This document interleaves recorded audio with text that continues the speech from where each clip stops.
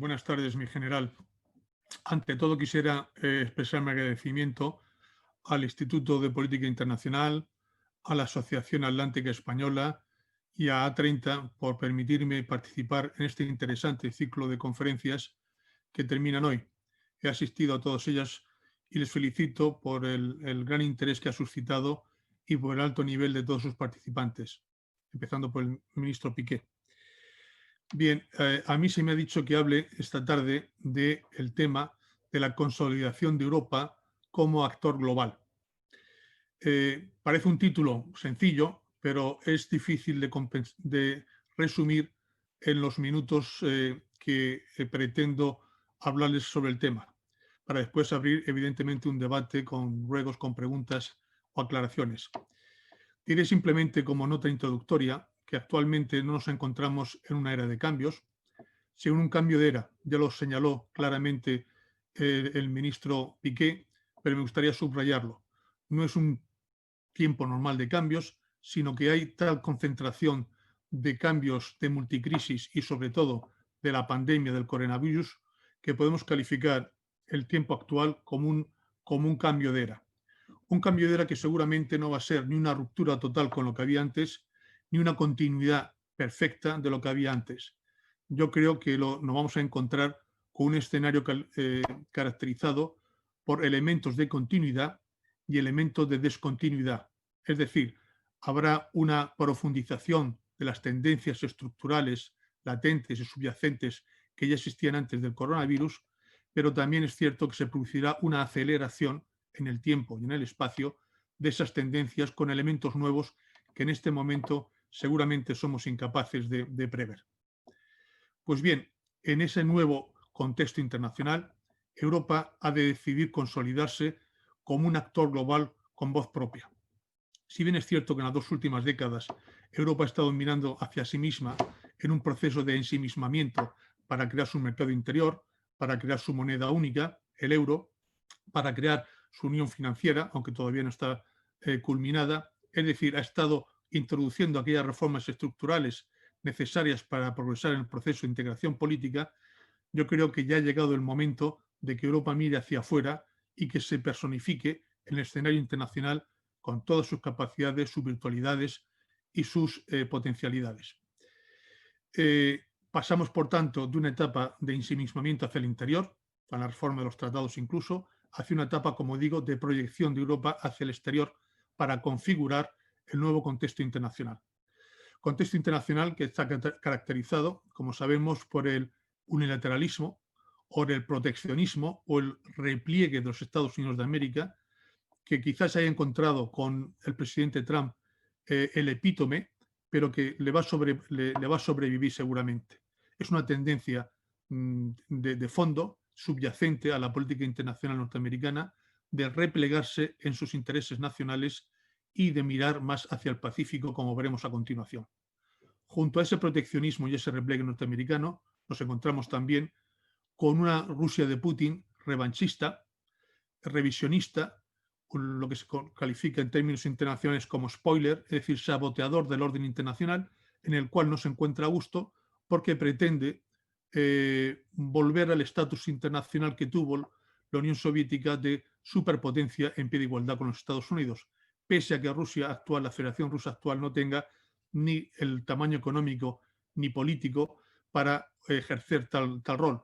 Pero en cualquier caso, como digo, la Rusia de Putin adopta un papel de obstruccionismo, de revisionismo y de revanchismo contra el orden internacional establecido.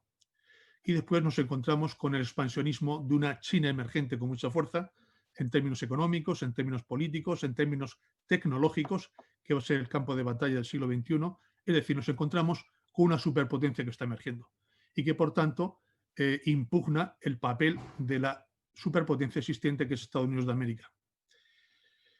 Y junto a eso, junto a ese entorno, digamos, global, Europa se encuentra con un entorno de vecindad próxima que está caracterizado por situaciones de inestabilidad e incluso de potencias o de países hostiles al proyecto Unión Europea.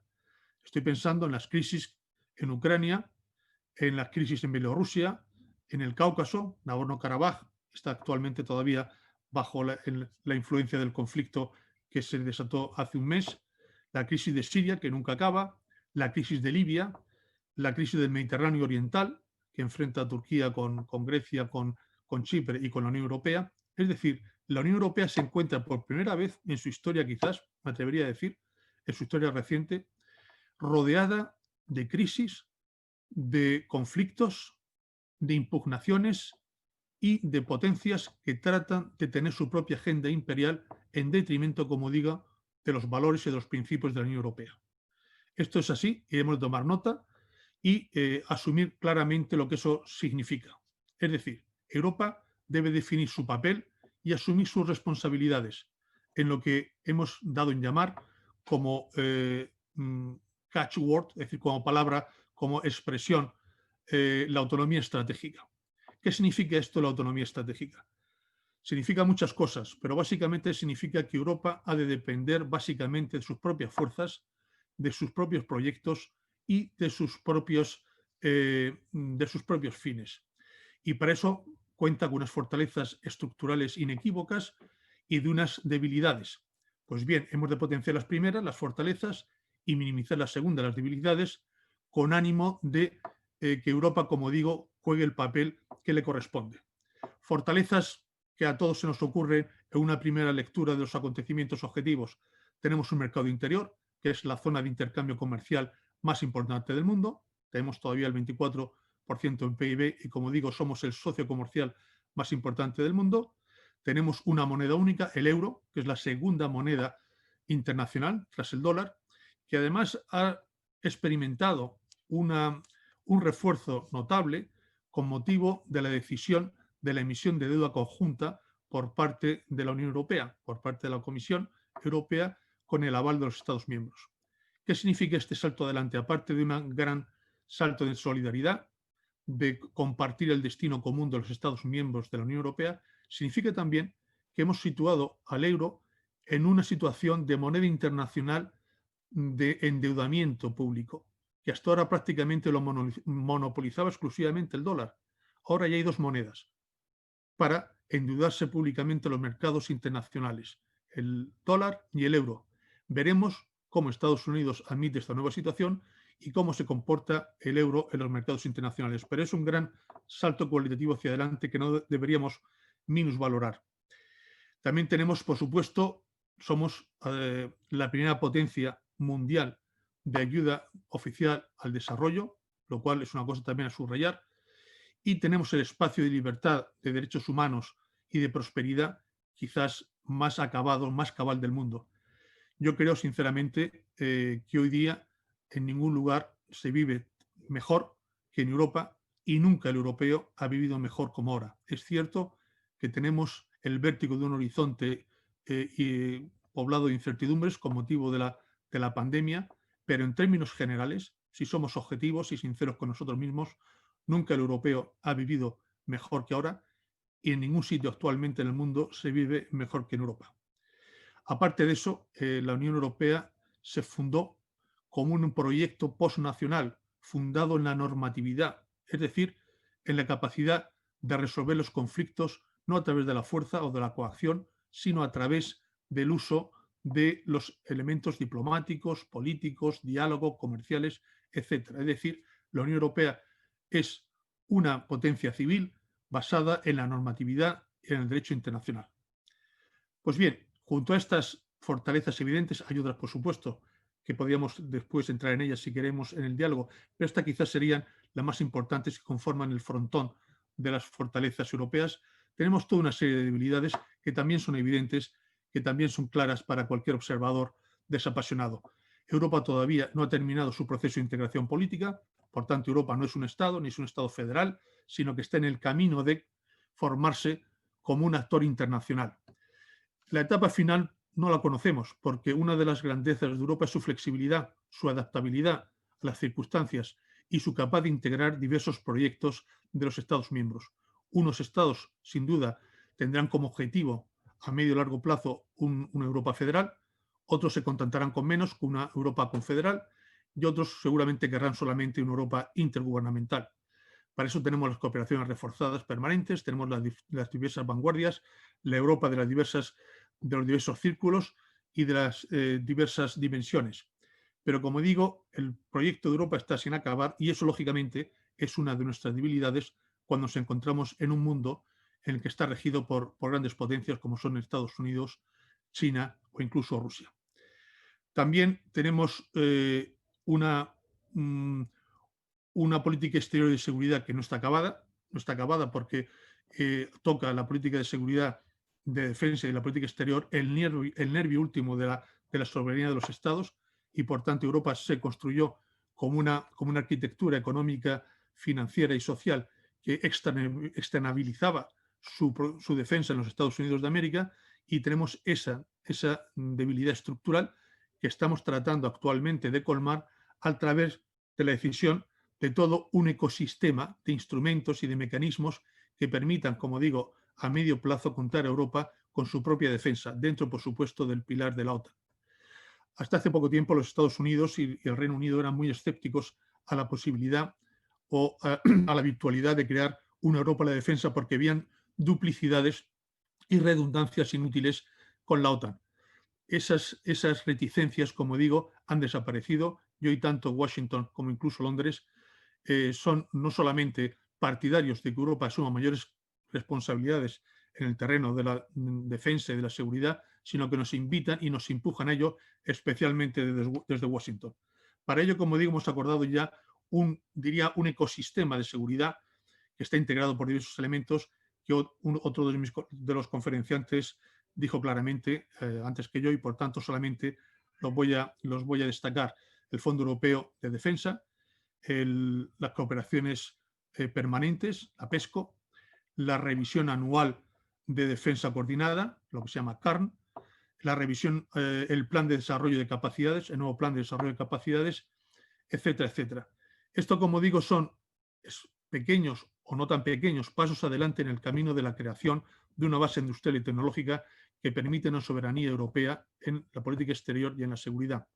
Ahora bien, dicho esto, hay que lamentar que la negociación de los presupuestos europeos, es decir, del marco financiero plurianual para los próximos 7 años, lo primero que ha sufrido un gran recorte ha sido dos de las iniciativas que estaban en este ámbito de la seguridad y de la defensa, cuáles son el Fondo Europeo de Defensa, que estaba previsto que fuese dotado con unos 13.000 millones de euros y que finalmente se ha quedado en 7.000 millones de euros, casi la mitad.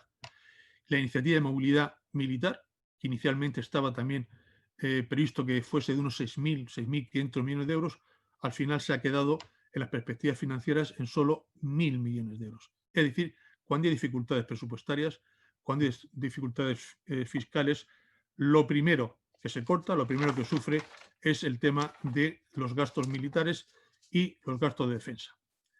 Pues bien, esto nos tiene que dotar de mayor ambición a la hora de pensar estratégicamente, es decir, adoptar el lenguaje del poder.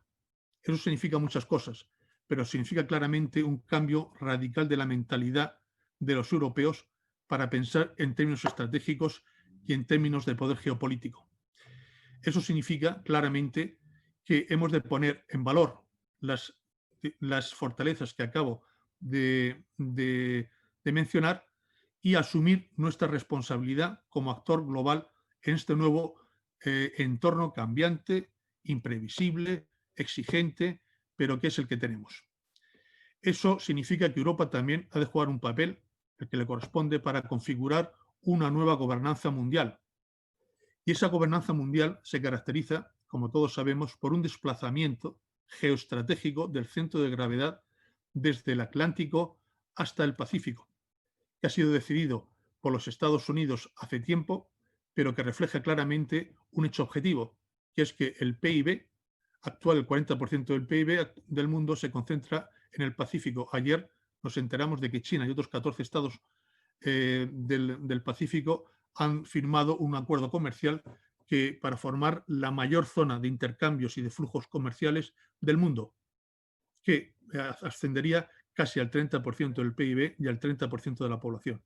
Por eso el centro de gravedad se desplaza, el centro de gravedad geopolítico, estratégico y tecnológico, se está desplazando, se ha desplazado ya desde el Atlántico hasta el Pacífico. Eso significa varias cosas. Significa que la centralidad europea, que ha gozado durante varios siglos, sobre todo desde el Renacimiento, se ha perdido y que el teatro de operaciones europeo y atlántico pierde importancia y pierde relevancia para Washington.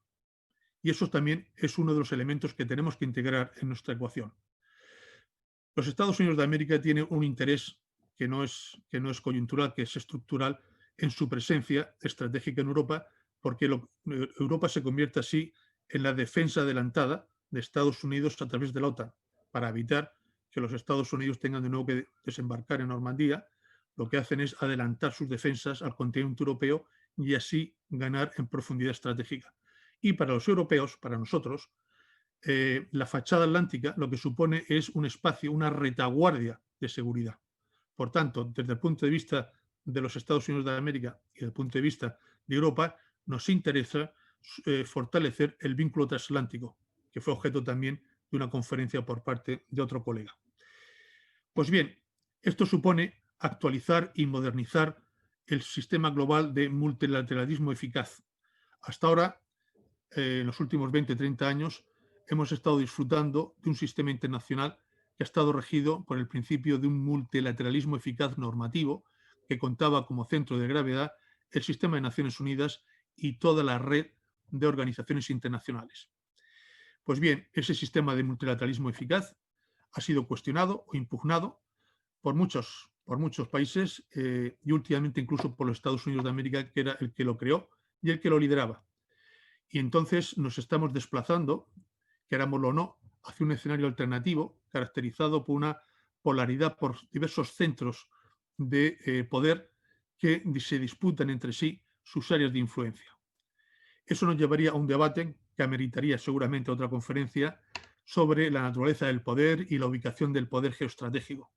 Pero hay una cosa que sí me gustaría subrayar, que es que no existe un orden global, natural, digámoslo así, liberal y multilateral como el que hemos disfrutado. Eso es una creación de la voluntad humana, es una creación artificial en función de los intereses en juego.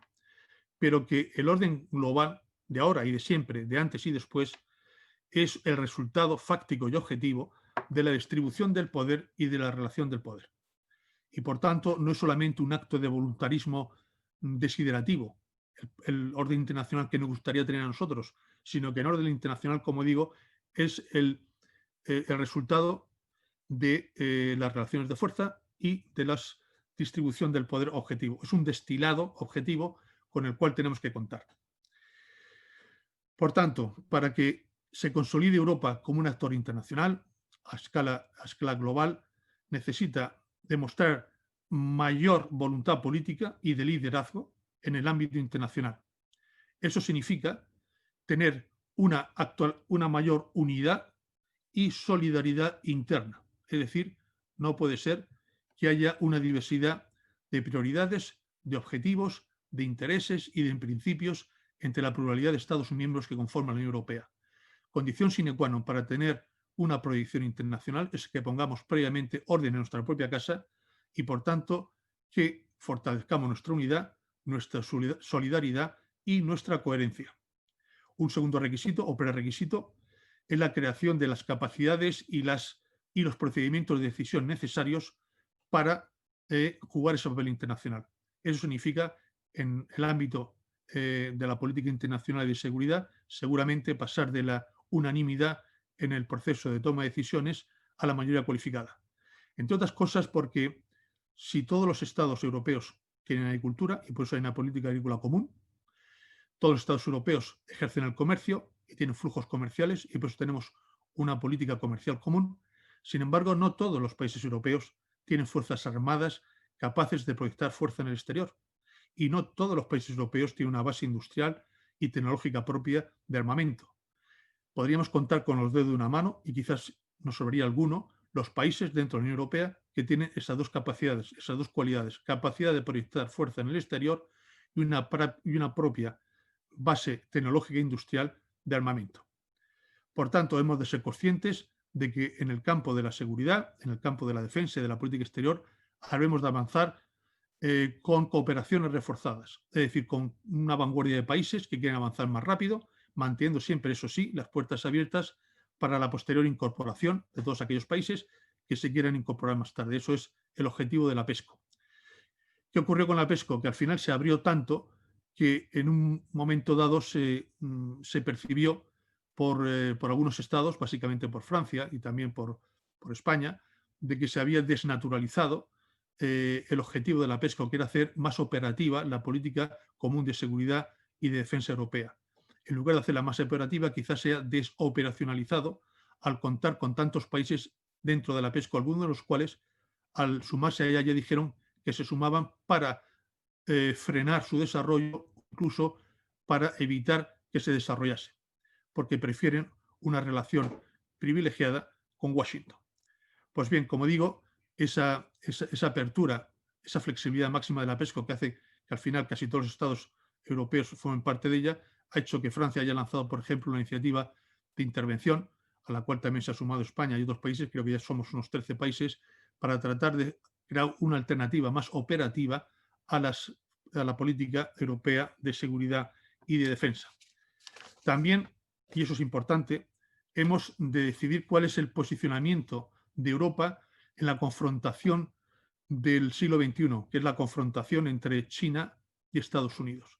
Una confrontación que afecta a las nuevas tecnologías, por supuesto, pero que afecta también a las finanzas, que afecta al comercio, que afecta a la economía, que afecta a la geoestrategia, que afecta a lo militar. El gran tema de nuestro tiempo geoestratégico es la confrontación entre una potencia emergente, que es China, y una potencia establecida, que es Estados Unidos. Pues bien, Europa tiene que decidir cómo se posiciona en ese duelo geopolítico. Y lamentablemente hay que reconocer que dentro de la propia Unión Europea hay diversas tendencias. Unos países que quieren, sin ninguna clase de reserva mental o material, apoyar siempre y en todo caso y lugar a los Estados Unidos de América, decide lo que decida en esa confrontación con China. Otros países que deciden que no, que más vale mantener una ambigüedad calculada, una especie de indiferente neutralidad, y entonces asociarse con uno u otro en función de los intereses coyunturales del momento, económicos y comerciales. Y hay otra escuela de pensamiento, básicamente representada por los países centrales, por Francia y Alemania, pero también por España, a favor de crear un polo estratégico con una soberanía europea que tenga su capacidad para decir en todo momento qué es lo que le conviene en esos ámbitos que acabo de decidir, en la confrontación tecnológica, militar, económica entre China y Estados Unidos. Esto, lógicamente, no hace fácil el posicionamiento de Europa, esta división de pareceres, porque así como en la Guerra Fría teníamos claro, tanto los Estados Unidos de América como Europa, que teníamos un enemigo común, que era la Unión de Repúblicas Socialistas Soviéticas, ahora China no emerge solamente como un enemigo común, sino como un socio comercial y como un competidor. Por tanto, no existe esa unidad de criterio, no unidad de estrategia entre Washington y la Unión Europea con respecto a China. Por tanto, yo creo que aquí deberíamos ir delimitando los campos de interés europeos, todos aquellos que coincidan con Estados Unidos, lógicamente, con los cuales compartimos principios, valores, sistema político, sistema económico, seguramente coincidiremos en el 80-90% de los casos, pero en aquellos ámbitos y en aquellos momentos y en aquellos conflictos en que no coincidamos, tener la suficiente personalidad política para defender nuestros propios intereses.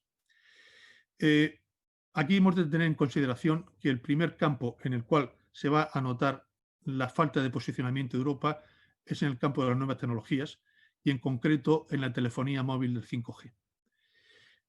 Aquí hemos de distinguir entre tecnologías o nuevas tecnologías disruptivas que son puramente instrumentales, como es la tecnología móvil del 5G, como es los datos en la nube, como es la supercomputación, y tecnologías que son finalistas, que es la inteligencia artificial. Es decir, la inteligencia artificial es lo que va a cambiar radicalmente nuestra vida privada, nuestra vida colectiva, nuestra vida individual, nuestra vida pública, nuestra economía, nuestra sociedad, y es la economía disruptiva más importante. Y la carrera tecnológica se va a dilucidar en qué país o qué países van a llegar antes a la integración de la inteligencia artificial en los procesos económicos y en los procesos industriales. Pues bien, para eso Europa tiene que dotarse de unas estrategias mm, que merezcan dicho nombre, tanto con respecto a Rusia como con respecto a China. No tenemos una estrategia europea con respecto a Rusia, ni tenemos una estrategia europea con respecto a China. Tenemos modus vivendi con respecto a Rusia, que se materializan, se plasman en los famosos cinco principios acordados en el 2016, tras la anexión de la península de Crimea por parte de Rusia y el conflicto en Ucrania. Pero esos cinco principios, que regulaban la convivencia con la Federación Rusa, no identifican cuál es el objetivo. Son cinco principios también instrumentales, no finalistas. ¿Qué relación queremos tener con Rusia? Una relación de contención, de aislamiento, de cooperación, de colaboración, de ruptura. Mientras no sepamos cuál es nuestro objetivo con respecto a Rusia, como sí lo teníamos claro durante la Guerra Fría, que era de contención y de disuasión, no sabremos, por tanto, qué instrumentos aplicar en la relación política y económica con Rusia. Yo creo que aquí, lógicamente, el liderazgo tiene que partir de Estados Unidos en el seno de la OTAN y de Alemania en el seno de la Unión Europea. Estos son los dos países que tienen que quizás marcar el paso y enseñarnos un poco el camino que deberíamos de seguir. Con respecto a China nos pasa tres cuartos de lo mismo. Hemos dicho, lo dijimos el año pasado, en una comunicación de la Comisión de 2019, que China es nuestro socio comercial, es nuestro competidor y es también nuestro rival sistémico. Eso está muy bien, pero ¿eso en qué se traduce? ¿Cuál es la estrategia comprensiva que debe tener la Unión Europea con respecto a China, sabiendo que se tiene que posicionar en este duelo que acabamos de decir antes con Washington? Por tanto, si me permiten ir identificando ya prioridades claras para que la Unión Europea se vaya configurando como un actor internacional, yo diría que hemos de tener en cuenta que la defensa contra los ataques cibernéticos de Rusia y de China ha de ser una de las primeras prioridades. Aquí no cabe esperar mucho más. Somos objetos permanentemente, las empresas, los sujetos, las administraciones, los partidos políticos, los sindicatos europeos, de interferencias y de ataques cibernéticos por parte tanto de China como de Rusia. Claro está que estos ataques se mantienen en lo que se llama la zona gris, es decir, en esa zona que no provocaría la respuesta masiva por parte de la OTAN, de Estados Unidos y de la Unión Europea a tales ataques. Es decir, que no provocarían la invocación del artículo 5, la cláusula de asistencia mutua del artículo 5 del Tratado de Washington fundacional de la OTAN, ni del artículo 42.7, que es también la cláusula de asistencia mutua del Tratado de Lisboa en el marco de la Unión Europea. Pues bien, en esa zona gris de interferencia, de distorsión por parte de ataques cibernéticos extranjeros de terceros países, Europa ni siquiera, ni la OTAN ni la Unión Europea estamos provistos de los mecanismos suficientes, porque la OTAN es una asociación defensiva colectiva que garantiza la independencia y la soberanía y la seguridad colectiva del territorio. Y la Unión Europea, como hemos dicho, tiene la política común de seguridad y defensa, que tampoco es una política agresiva, ni mucho menos, sino que es una política defensiva. Pero tenemos que empezar a pensar quizás en dotarnos, tanto a nivel de la OTAN como a nivel europeo, de instrumentos, de mecanismos, no solamente defensivos, sino proactivos. Y no esperar a que nos ataquen y a que interfieran en nuestros mecanismos y en nuestras redes, sino también ser capaces de responder antes de ser atacados. Es un debate que quizá dejaría para después. Otra de las prioridades evidentes que saltan a la vista es que tenemos que restaurar el acuerdo nuclear con Irán. Si se produce el relevo en la presidencia norteamericana, parece que sí, tenemos la oportunidad quizás de renovar el acuerdo que nos costó 15 años con Irán para evitar que el régimen de los ayatolás se dote de la bomba atómica. Eso es una prioridad absoluta que tampoco deja mucho tiempo para pensar ni para reflexionar, sino que hemos de actuar claramente con el nuevo presidente de Estados Unidos para tratar de reactivar ese acuerdo, actualizándolo, modernizándolo, pero evitando a toda costa que la República de Irán se haga con la bomba nuclear. También hemos de coordinar la lucha internacional contra el terrorismo yihadista, que está desgraciadamente de moda, tanto en Viena como en París, como en el sur de Francia y en otras naciones, es una prioridad que está ahí desde hace bastante tiempo y que sigue estando y seguirá, desgraciadamente, conviviendo con nosotros. Estabilizar nuestra vecindad, lo he dicho al principio, pero eso significa muchas cosas. La Unión Europea quizás, y aquí me gustaría romper no una lanza, sino varias lanzas a favor de la Unión Europea, a través de su política de vecindad meridional y celeste, eh, mm, ha conseguido quizás uno de los mayores logros de pacificación y de prosperidad de esa zona que antes pertenecía al Pacto de Varsovia y estaba bajo el yugo soviético, y que son los países que componen Europa Central y Oriental. Haber estabilizado esa zona mediante la integración en las estructuras civiles y militares de Occidente es un gran logro europeo. Nos queda todavía hacerlo con el espacio de la antigua Yugoslavia, es decir, con los Balcanes occidentales, para que se integren en las estructuras civiles y militares de la Unión Europea y de la OTAN, pero como digo, la política de vecindad ha sido el instrumento más poderoso para conseguir la estabilidad en esos países. Que ahora, como he dicho al principio, se encuentra rodeado por una especie de arco de crisis, que es uno de los retos, el reto fundamental que tiene que gestionar Europa. Y resistir, como digo, también a las pulsiones imperialistas, tanto de la Rusia de Putin como de la Turquía de Erdogan. Seguramente tenemos también que gestionar mucho mejor los flujos migratorios, que es otro de los retos fundamentales para que Europa pueda hablar con una voz en el mundo. Gestionar los flujos migratorios legales, cooperando con los países de origen, con los países de tránsito y con los países de destino, los países europeos, a través de programas amplios de cooperación al desarrollo, de cesión de tecnología, de compartir tecnología y de permitir que las personas que buscan una mejor vida, un mejor futuro, no tengan que arriesgarse la vida y ponerse en manos de esas mafias criminales que los lanzan al mar. Como digo, la gestión de los flujos migratorios será otra de las prioridades absolutas de la nueva Europa como actor internacional. Mantener un sistema comercial abierto. Evidentemente, la Organización Mundial de Comercio está enferma no voy a decir de muerte, pero muy tocada, desde que está en la instancia que dirime los conflictos comerciales.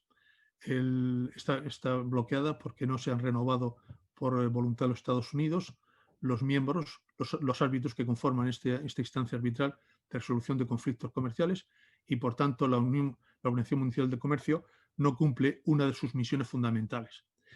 Entonces Europa aquí tiene que apostar claramente no por guerras tarifarias, no por guerras de contingentes, no porque somos, como he dicho antes, la primera potencia comercial del mundo y no nos podemos permitir esas guerras. Lo que tenemos que hacer es renovar, actualizar y modernizar el sistema internacional de comercio multilateral, ya sea reformando la OMC o creando estructuras paralelas igual de eficaces. Y por supuesto, que apostando por una regulación internacional de las nuevas tecnologías disruptivas a las que antes he hecho referencia. Esto no es evidente. No es evidente que Estados Unidos, que Rusia ni que China se dejen limitar sus desarrollos tecnológicos en las nuevas tecnologías por normas vinculantes internacionales. Pero Europa ha de insistir, como digo, en crear un marco normativo, tanto en el ámbito de Naciones Unidas como en otros organismos internacionales, para regular estas tecnologías, porque de otra forma, y de participar hacer partícipes a los países menos desarrollados de estas tecnologías, para crear un espacio cibernético que sea un instrumento de creación de riqueza para todos, lo que se llama un common global, un bien común global del cual se beneficien todos los países, de ese espacio cibernético abierto, justo, equitativo y seguro. Y a Europa, como digo, de apostar por una normatización. Yo creo que ya he hablado demasiado y quizás debería dar ahora cabida a turnos y preguntas. Por tanto, me paro con vuestro permiso aquí. Muchas gracias, embajador. Y bueno, tengo ya alguna pregunta de la audiencia, de Fernando del Pozo. Dice que ya en una conferencia anterior hemos oído hacer referencia a un deseo de la Unión Europea de dejar de tomar decisiones por unanimidad, a hacerlo por mayoría. Si efectivamente la Unión Europea persigue ese objetivo, tiene dos problemas. El primero es que, al igual que en la OTAN, las decisiones en asuntos de defensa se toman en la Unión Europea no por unanimidad, sino por consenso, que es considerablemente diferente. En el consenso nunca se da una decisión por perdida, a diferencia de la unanimidad en la que un voto negativo hace decaer la propuesta. Y segundo, la razón por la que se adoptó en ambas organizaciones el consenso sigue y seguirá siendo válida. Si la decisión es sobre una intervención militar, una nación que haya votado negativamente a una propuesta de decisión no podrá persuadir a los ciudadanos de que tienen de todos modos que comprometer fuerzas. No identifico la pregunta, pero lo que me imagino, embajador, es lo que pregunta al final implícitamente es cuál es tu opinión sobre esa afirmación. Muchas gracias. Es una pregunta muy pertinente, muy interesante. Yo soy partidario del consenso y soy consciente de las virtualidades del consenso en la toma de decisiones comunes, sobre todo en los ámbitos que afectan a la soberanía nacional más básicos como son la seguridad y la defensa. El consenso además obliga a una labor de persuasión, de negociación continua para tratar de incorporar a la decisión final a todos los miembros de la organización, en este caso sea la OTAN o sea la Unión Europea. Y por tanto tiene unas grandes virtualidades, que es que obliga a negociar y no a imponer, a consensuar y no a ejercer el poder de los grandes sobre los pequeños. Y esa es la base sobre la cual los padres fundadores pues, pensaron que era la mejor forma de crear solidaridades de hecho, en la cual los estados grandes o estados pequeños tuviesen la misma capacidad en el proceso de toma de decisiones, que se contase con la voluntad de todos antes de adoptar una decisión común. Y eso es así, y por tanto, como digo, yo soy partidario de apurar el consenso en todos los procesos de toma de decisiones, tanto en la Unión Europea como en la OTAN. Pero hay que reconocer junto a esto que llega un momento en que si no somos capaces de responder con cierta celeridad y con cierta capacidad de respuesta a los conflictos y a las crisis que nos rodean, dejaremos de ser relevantes. No podemos ampararnos en la complejidad de nuestro proceso interno de toma de decisiones para permanecer inactivos. Si hay una crisis mañana en el Sahel o en el Magreb, no podemos esperar a que estemos los 28 de acuerdo para reaccionar. Seguramente habrá que articular mecanismos ad hoc para que unos estados que quieran y puedan intervenir con el consentimiento de los demás que no quieran o no puedan, actúen. Y por eso digo que el paso, el tránsito del consenso, que no es lo mismo que la unanimidad, estoy de acuerdo, hacia la mayoría cualificada, puede ser necesario y lo será en aquellos ámbitos en los cuales nos estará permitido permanecer inactivos o indiferentes porque nos afectan directamente a nuestros intereses nacionales, a nuestros intereses colectivos y a nuestros principios. Por tanto, mantener el consenso siempre que sea posible y pasar a la mayoría cualificado siempre que sea necesario. Gracias, embajador. Tenemos otra pregunta de Verónica Domínguez. Y dice, ¿cuál es el papel de Europa en el flanco sur ante su frontera avanzada, Sahel, Marruecos, etcétera? El papel de Europa en el flanco sur básicamente es el mismo que en el flanco este, estabilizar las sociedades de los países del flanco sur para evitar que una desestabilización política, social y económica nos afecte a nosotros. Hemos aprendido la lección, una dura lección con el paso del tiempo, que la desestabilización, la pobreza o la miseria de nuestro vecino se traduce antes que más tarde, o más pronto que más tarde, en nuestra propia miseria y en nuestra propia desestabilización. Por tanto, lo que tiene que proyectar Europa en la ribera sur del Mediterráneo, en primer lugar, que sería su vecindad próxima, y después en la vecindad de su vecindad, es decir, en el Magreb y en el Sahel, es estabilidad y prosperidad. Eso nos permitirá, como digo, evitar avalanchas de inmigrantes ilegales, controlar los tráficos ilegales y dar oportunidad a las poblaciones locales para que no tengan que emigrar para dar de comer a sus hijos. Eso significa, entre otras cosas, adoptar un enfoque integral de todos los instrumentos a disposición de la Unión Europea, que son comerciales, son financieros, que son económicos, de cooperación al desarrollo, para dar, como digo, respuesta a estos problemas. No siempre la respuesta ha sido satisfactoria, porque muchos de estos países lo que piensan es que la Unión Europea adopta una posición horizontal, colectiva, sin distinguir situaciones particulares de cada uno de ellos. Por eso hemos de hacer un esfuerzo junto a nuestra política de vecindad, a nuestra política de partenariado, que ha sido un éxito, diferenciar y singularizar nuestros programas de ayuda y de asistencia a cada uno de los países de la ribera sur del Mediterráneo, del Sahel y del Magreb. Bien, muchas gracias, embajador, y perdón por la interrupción, pero bueno, son los duendes de las redes. Tenemos otra pregunta de Ignacio Palau, que dice: buenas tardes, señor embajador. ¿Qué posición debería tomar Europa con las actuales tensiones entre Marruecos y el Frente Polisario?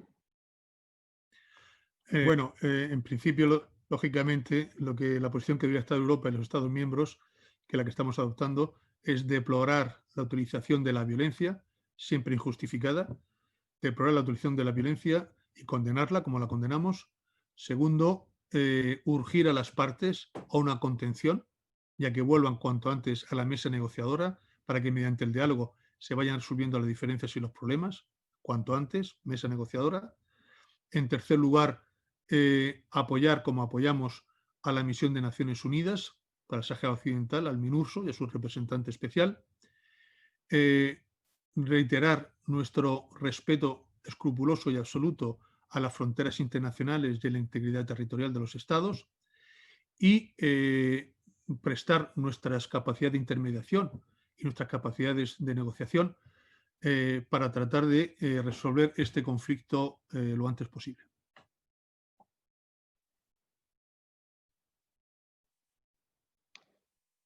Muchas gracias de nuevo. Una pregunta de Ignacio Cosidó. Dice: ¿sigue siendo operativo el eje franco-alemán? ¿España debe seguir enganchada a ese eje? ¿Qué papel jugará el Reino Unido en la política de seguridad europea tras el Brexit? Realmente son tres preguntas en una, pero... Sí, muchas gracias. Pero son todas ellas muy interesantes y están vinculadas y condicionadas entre ellas. El eje franco-alemán. El eje franco-alemán, como todos sabemos, es la locomotora del proceso de integración europea, porque la Unión Europea o el proceso de Unión Europea nació como método, mecanismo histórico para resolver las guerras civiles entre europeas protagonizadas fundamentalmente entre Francia y Alemania desde 1870 en la guerra franco-prusiana, que dio lugar al Segundo Reich, la Primera Guerra Mundial, la Segunda Guerra Mundial, que, como digo, son guerras civiles europeas protagonizadas básicamente por la hostilidad manifiesta durante 100 años como mínimo, entre Francia y Alemania. Por tanto, estos dos países, aparte de por la razón histórica, por su peso demográfico y su peso económico y su protagonismo económico, son el eje central del proceso de integración. Sin ellos, sin ninguno de ellos y, por supuesto, sin los dos, sería imposible avanzar. Pero dicho esto, es cierto que España no tiene por qué hacer un seguidismo automático del eje franco-alemán. Seguramente coincidiremos con ellos en el 80 o 90% de los casos, pero España debe tener su perfil propio, sus políticas propias, que, como digo, la mayor parte de las veces se identificarán con del eje franco-alemán, pero a lo mejor no siempre. Y allí donde no siempre se identifiquen, hemos de ser capaces de defenderlo y de manifestarlo. Y por eso España debería también apostar por alianzas y complicidades variables con otros países, por ejemplo, con los países mediterráneos, con Italia, con Grecia, con Chipre, con los países de Visegrado, con los países del norte de Europa y como hacen Francia y como hacen Alemania, por supuesto. Y entonces poner en juego estas complicidades y estas alianzas en función de la distinta naturaleza de los intereses que se discutan. Por tanto, apostar por la vitalidad del eje franco-alemán, que algunos dicen que se ha convertido en una asociación de socorros mutuos, que está desequilibrado porque Alemania pesa más que Francia económica y financieramente, y Francia pesa más que Alemania política y geoestratégicamente, eso es cierto, pero de momento son los dos elementos básicos indispensables para la construcción europea, sin hacer seguidismo automático por parte española y creando alianzas y complicidades alternativas. En cuanto al protagonismo del Reino Unido, una vez que haya salido de la Unión Europea, en términos de seguridad, de defensa y de política exterior, hemos de tener con ellos las mejores y más estrechas relaciones posibles, especialmente España. Si hay dos potencias que tienen una trayectoria, una vocación histórica y una proyección, como digo, extraeuropea, atlántica, transatlántica, esas son el Reino Unido y España, como grandes países. Después está también Portugal y está Holanda, pero grandes países que tengan como seña de identidad de su proyecto político, de su esencia y de su futuro, la dimensión transatlántica son el Reino Unido y España. Por tanto, hemos de mantener con ellos, nosotros españoles, una relación muy especial, muy estrecha en términos de cooperación estratégica militar de nuestras marinas, de nuestra aviación y de nuestros ejércitos. Pero es que además el Reino Unido dispone de uno de los servicios de información y unos servicios diplomáticos de los más potentes del mundo. Por tanto, no podemos pasar fácilmente de la capacidad que ellos tienen también de aportar valor al proceso de toma de decisiones diplomático y de nuestras comunidades de inteligencia. Eso, y además su capacidad de crear su armamento, su tecnología propia, hace que el Reino Unido sea un socio indispensable en términos de política internacional, de seguridad y de defensa de la Unión Europea en términos generales y en concreto de España. El resto de la relación que se plasmará en el acuerdo comercial, que esperemos que se negocie antes de finales de año, pues integra otros muchos factores que seguramente ameritarán otra reflexión, comerciales, industriales, mercado interior, etcétera, etcétera. Muchas gracias, señor embajador. No tenemos más preguntas y, por tanto, pues pasamos sin interrupción a la ceremonia a las intervenciones de clausura. Muchas gracias de nuevo. Gracias a vosotros. El contenido y la calidad de estas intervenciones habrán satisfecho vuestras expectativas. También como presidente de la Asociación Atlántica debo de agradecer a todos los conferenciantes por su aportación y naturalmente agradecerle al Instituto de Política Internacional su apoyo, su empuje y su capacidad de gestionar este ciclo. Creo que sin ellos habría sido muy difícil conseguir presencias tan notables como las que hemos tenido aquí durante estas semanas. Todas ellas de primer nivel, cada uno desde una perspectiva. Sin duda, la apertura del ministro Serra y la primera conferencia del ministro Piqué establecieron con meridiana claridad la dimensión del reto que Europa tiene delante. Retos que tienen que ver con el cambio de todo el panorama geoestratégico, tecnológico y económico en el mundo. Y en el cual Europa, de alguna manera, se encuentra inmersa y necesita hacer un enorme esfuerzo para reincorporarse como un tercer polo de esa nueva situación geoestratégica.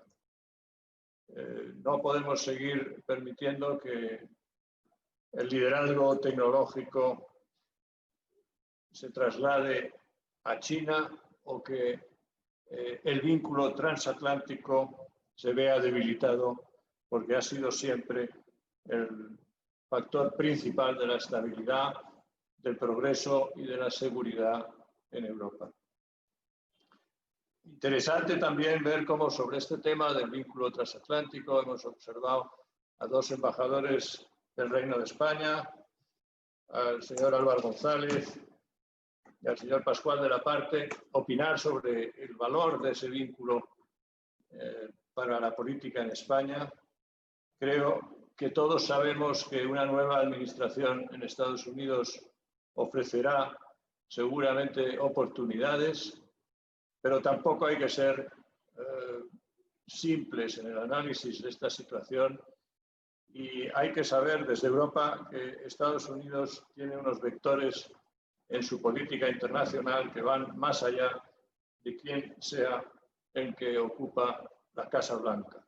Y también hay que estar muy convencidos de que fortalecer un vínculo transatlántico, como hemos oído decir en estos días, no es solamente cuestión de uno de los polos, sino que ambos, es decir, Estados Unidos y Europa, tienen que hacer un esfuerzo.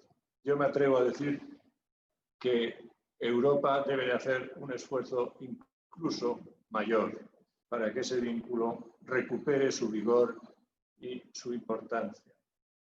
También hemos visto cómo personas que han pasado por posiciones vinculadas al mundo de la seguridad y la defensa en áreas distintas, pero muy relacionadas, como son el almirante García Sánchez o el embajador Domecq, uno como jefe de Estado, como jefe de la defensa en España y otro como director de la Agencia Europea de Defensa, y cómo ambos han sabido explicar con claridad las fases y los hitos por los que Europa tiene que atravesar para mejorar sus ciclos de planeamiento, para converger en la mayor manera posible en cómo plantear nuestras actuaciones y la gestión de nuestras actuaciones, y cómo el embajador Domecq destacaba para ello la importancia de las capacidades militares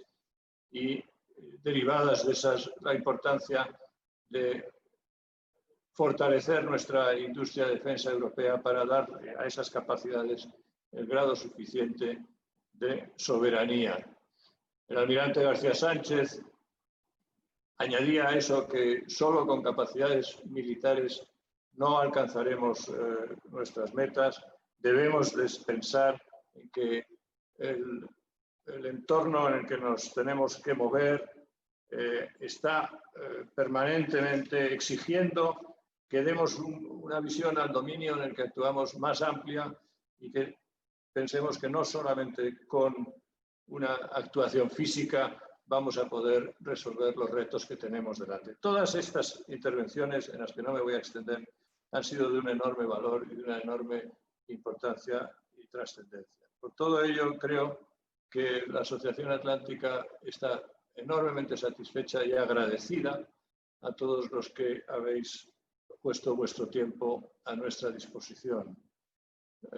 También creo que debo de agradecer a las personas que desde la administración de la Asociación Atlántica y muy especialmente a su secretario general por el esfuerzo que han hecho para hacer que esta manera de llevar a los oyentes las conferencias y el valor de nuestros oradores en estas circunstancias de pandemia haya podido desarrollarse con bastante calidad y creo que con acierto. Con esto cierro mi intervención y le traslado a mi querido amigo Florentino el turno de cierre de nuestra conferencia y sin antes reiterarle el agradecimiento y el honor que ha sido para la Asociación Atlántica poder colaborar con el Instituto y con la Universidad Francisco de Vitoria. Muchas gracias, Florentino. Muchísimas gracias, Pedro. En unas breves palabras, por mi condición de director del Instituto de Política Internacional de la Universidad Francisco de Vitoria, una de las dos entidades que ha colaborado en la organización de este seminario. En primer lugar, quiero agradecer a los ponentes sus intervenciones. Cualquier persona que viera el programa antes de la primera intervención era bien consciente de la ambición que había detrás. La selección de los nombres era una selección un poco potente. personas con conocimiento y experiencia en la materia, personas a las que se les podía dar perfectamente acreditar con el viejo término romano de la auctoritas, personas con credibilidad porque tienen crédito para hablar de estos temas. Por todo ello no puedo decir que nos haya sorprendido el resultado, ni muchísimo menos. Han sido ponencias muy serias, muy bien ordenadas, llenas de buen criterio, de realismo y de conocimiento sobre dónde estamos y ante qué retos tenemos que enfrentarnos. En segundo lugar, quisiera agradecer a la Asociación Atlántica Española, empezando por su presidente, don Pedro Argüelles, secretario general, el teniente general Castillo Machete. Para nosotros colaborar con ellos en esta actividad ha sido realmente una experiencia tan grata como eficaz. No creo que sea ni mucho menos la última. Seguiremos trabajando en aquellos temas donde nuestros intereses coincidan.